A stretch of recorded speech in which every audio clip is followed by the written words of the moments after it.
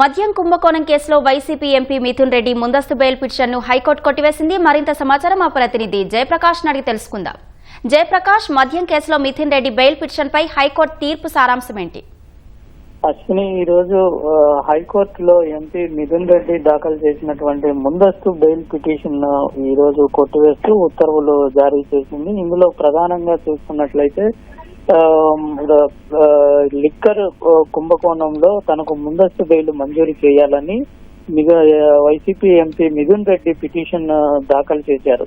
అయితే పీపీ ప్రభుత్వం తరపు నుంచి వాదనలు వినిపించిన అందులో ప్రధాన అంశాలు ఇప్పుడు ప్రస్తుతం చూసుకున్నట్లయితే కేసులో పిటిషనర్ ప్రస్తుతం ఆయన నిందితుడుగా లేడు. అదే విధంగా సిఐడి దర్యాప్తు అధికారి వీళ్ళు ఎవరు ఇప్పటి వరకు ఆయనకు నోటీసులు జారీ చేయలేదు.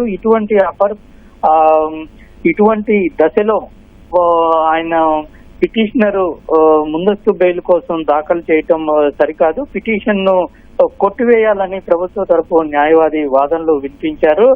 దీంట్లో భాగంగా ఏదైతే 164 ప్రకారంగా స్టేట్మెంట్లు తీసుకున్నారో వాళ్ళు వీళ్ళ పిటిషనర్ గురించి చెప్పారని, ఆయన్ని అరెస్ట్ చేసే అవకాశం ఉంది అని కోరటము అనేది సరికాదు. ఒకవేళ దాంట్లో గనక అభ్యంతరాలు మీడియాలో వచ్చినటువంటి వాటిపైన అభ్యంతరాలు ఉంటే మీడియా పైన పిటిషన్ వేసుకోవాలి తప్ప ఈ విధంగా కోర్టుకు వచ్చి ఒక ముందస్తు బెయిల్ కావాలని ఆర్డర్ కోసం అర్జించటం అనేటువంటిది సరికాదు అని తెలిపారు. ఇది సుమారు 4,000 కోట్లకు సంబంధించినటువంటి ఈ కేసు వ్యవహారము. ఎవరికి నోటీసులు ఇవ్వాలి, ఎవరిని విచారించాలి, ఎలా చేయాలి అనేటువంటిది ఈ కేసు విచారిస్తున్నటువంటి దర్యాప్తు చేస్తున్నటువంటి అధికారి పూర్తిగా ఆయన పరిశీలనలోనే ఉంటుంది. ఆ అధికారం అంతా దర్యాప్తు అధికారికే ఉంటుంది.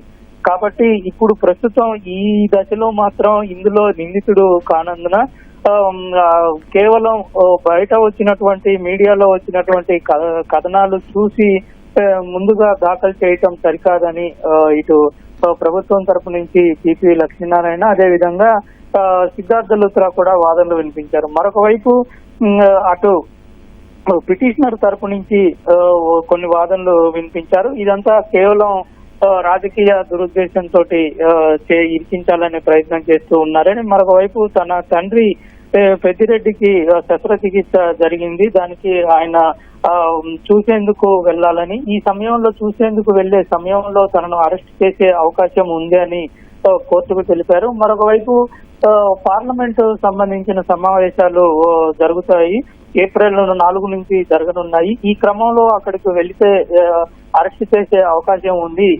తనకు అందుకోసం పార్లమెంటు సమావేశాలకు వెళ్ళాలి, ముందస్తు బెయిల్ కావాలి అనేటువంటి విషయాన్ని పిటిషనర్ తరపు న్యాయవాది తెలిపారు. గత విచారణలో ఈ విషయాలు తెలిపిన నేపథ్యంలో ఈ రోజు వరకు అంటే ఏప్రిల్ 3 వరకు 3న ఉత్తర్వులు జారీ చేస్తాము. అప్పటి వరకు మిథున్ రెడ్డిని అరెస్టు చేయవద్దని పోలీసులకు గత విచారణలో ఆదేశాలు జారీ చేసింది. విచారణ ఆదేశాలు జారీ చేసిన క్రమంలోనే ఈ రోజు ఉత్తర్వులు జారీ చేస్తూ మిథున్ రెడ్డి దాఖలు చేసినటువంటి ముందస్తు బెయిల్ పిటిషన్ ను కొట్టివేసింది.